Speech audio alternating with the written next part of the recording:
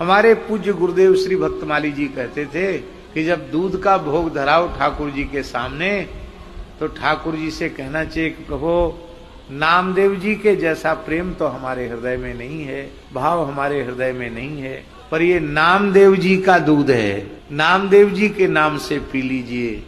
तो ठाकुर जी को नामदेव जी का स्मरण कराएंगे तो आपके दूध को भी पी लेंगे।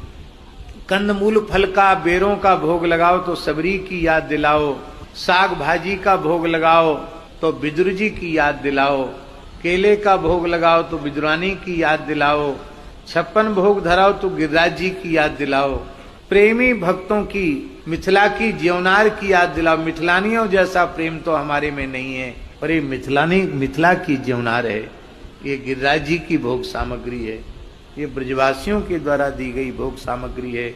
ब्रजवासियों जैसा प्रेम हमारे में नहीं है और आप ब्रजवासियों के नाम से इसको ग्रहण कर लें। विग्रह की सेवा में सिद्धि तत्काल होती है, विग्रह सेवा में सिद्धि तत्काल होती, बहुत जल्दी सिद्धि होती है श्री विग्रह की सेवा में। पर श्री विग्रह की सेवा में ये पाषाण की प्रतिमा है ऐसा भाव मन में रहता है, ये साक्षात भगवान है ऐसा भाव नहीं रहता। ऐसा भाव मन में रहेगा तो कोई न कोई अद्भुत लीला हो जाएगी। विग्रह में ये धातु का विग्रह नहीं है, पाषाण का विग्रह नहीं, ये साक्षात भगवान है, ये भाव हो।